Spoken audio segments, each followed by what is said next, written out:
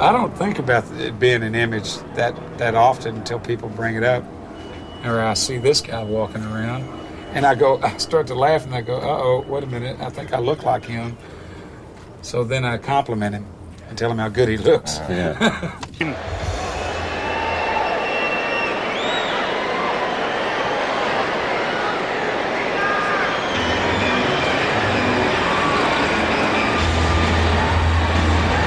Right.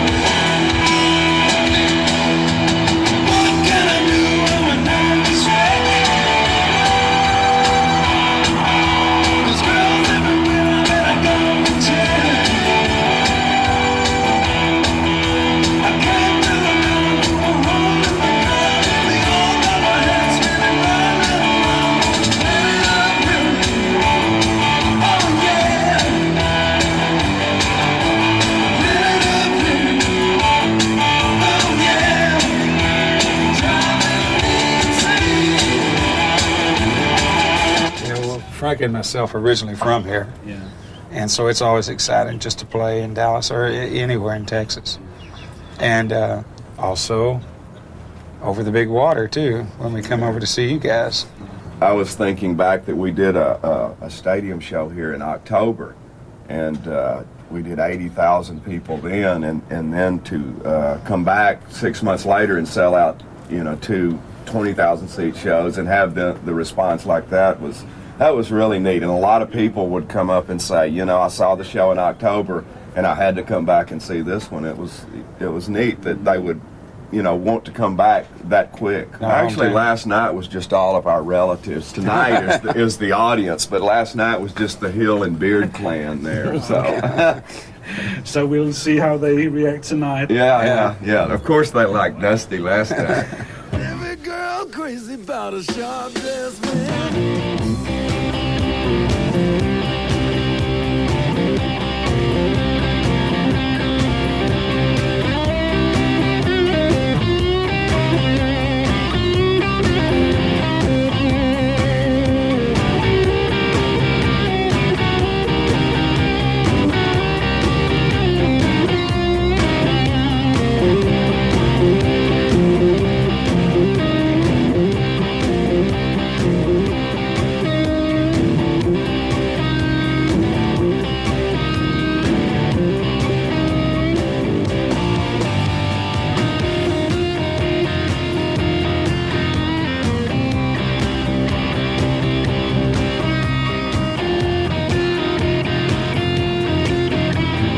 Being only the three of you in the band, it doesn't give you much time off when you're on stage. Well, it keeps it interesting, though, there's not much time to look around and daydream, because the other two guys keep it too interesting, Yeah. But I think we prefer it that way. It should give you more room around your playing for each of you. Is that part of the philosophy? Possibly. We're still trying to figure it out. The freedom of playing with just two other guys has a lot to do with it, I think, Yeah, you are close on stage. For a while, Frank, you're sitting upstairs, but you moved downstairs. Yeah, that's the way we used to do. For the first 10 years, I was always down there amongst them, and it seems like as the tours have gone on, my riser has gotten bigger and taller, and now I get to look down on them. Yeah, so to speak. Yeah. Slip inside my sleeping bag. Slip inside my sleeping bag.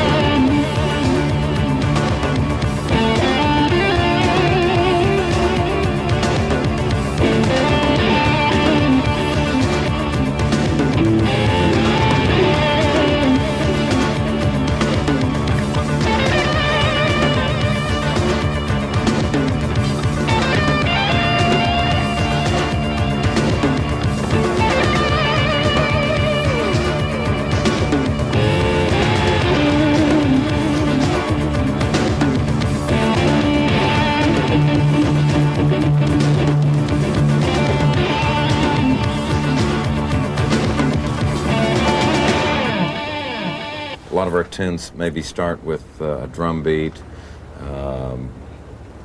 but by the time we all get pumping, it's it's definitely three guys working 100%. Is there still that improvisation in your playing on stage every night? Yeah, there's we leave room so that if Billy wants to stretch out a bit more one night than the other, he will. I mean, he doesn't necessarily tell us he's going to, which keeps it interesting, you know.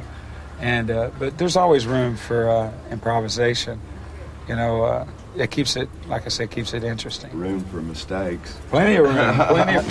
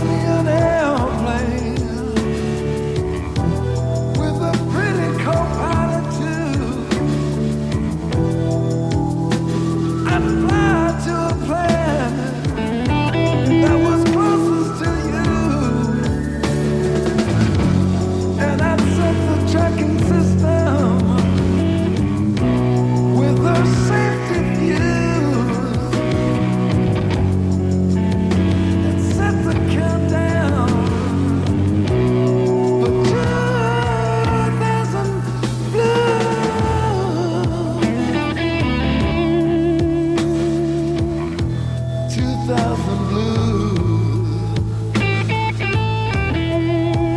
2000 blues. We're not cotton pickers, you know.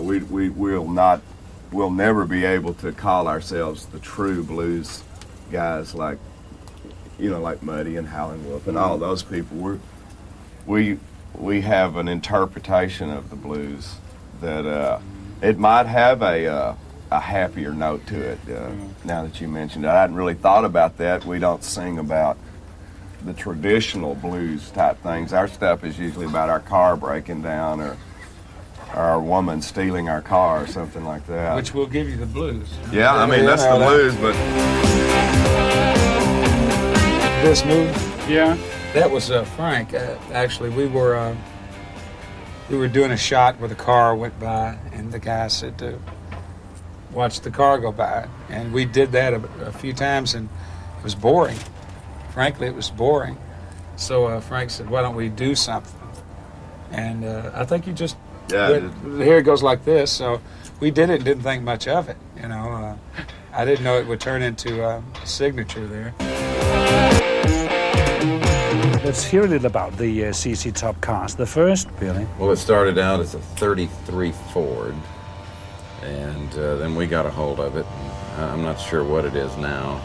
Like most of our cars, they kind of go through a transformation.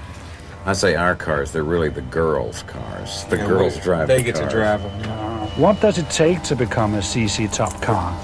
Has to be old, wrecked, and recyclable. See, that way we can mold it. I can't remember, did you have a special car for the Afterburner? Yes, you did, didn't you? Or was it the same with that feature? The Eliminator car actually changed itself into the Afterburner machine, which was more of a rocket. A 33 Ford in space.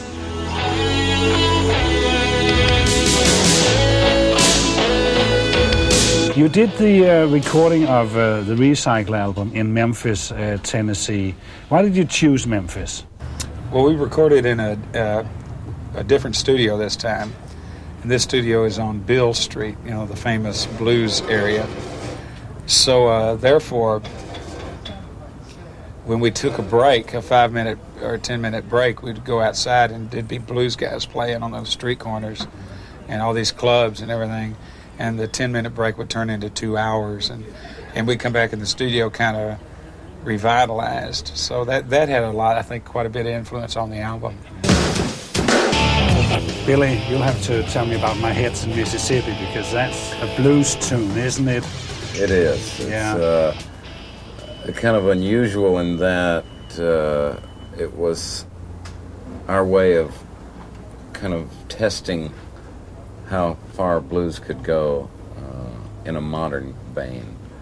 And the words may be a bit surrealistic, but as Frank mentioned earlier, we're once removed from the immediacy of where blues came from, so now we're left with the task of maybe embodying that feeling, but making it sensible to now instead of trying to pretend that you're somewhere else. So it just came out the way you hear it, and we enjoy it. I would like to get just an idea of a friendly songwriting session between the three of you. What we do is put Frank in one corner. Yeah. Dusty and I are in the other corner. We sing to Frank. Mm-hmm. Frank can't quite hear it. He writes down what he thinks we said, and that is Which the is song. usually better than what we wrote. So then we massage that around, and it comes out a song. Good. See how easy that is? Yeah. That's Simple. Just go out and try it. And that goes both for the words and the music also.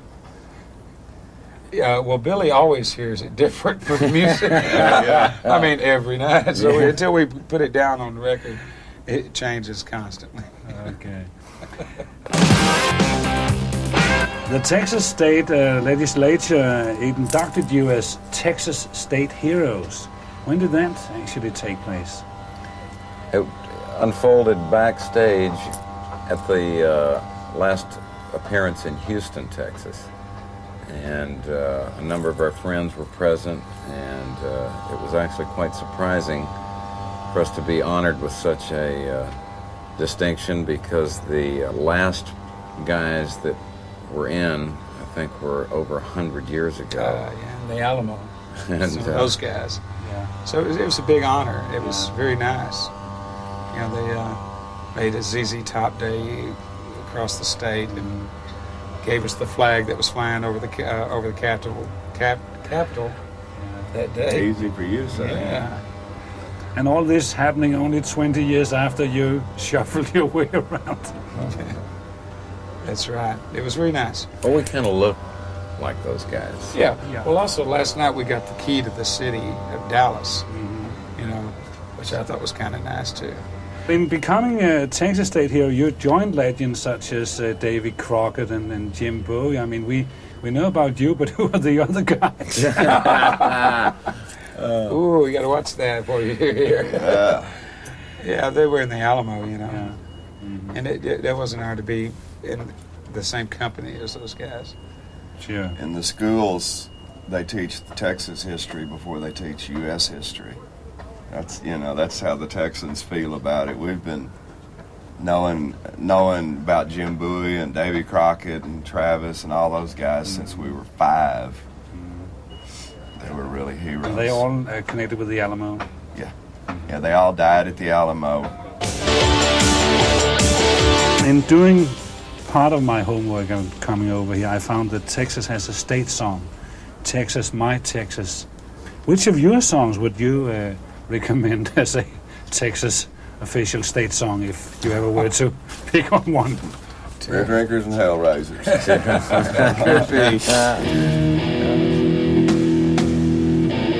Walk through a party in the county jail. Remember there never been to where. In the city, never began to swing. You heard the knockout tell us, let's rock. Everybody, let's rock. Everybody, the whole city rock. That's the jailhouse rock. Body mother sitting on a block of stone. Over in the corner, people all alone. Wood City, buddy, don't you be no square. Can't find a partner, use the wood and tear the right. Everybody just rock. Everybody, the whole city rock. This is the jailhouse rock.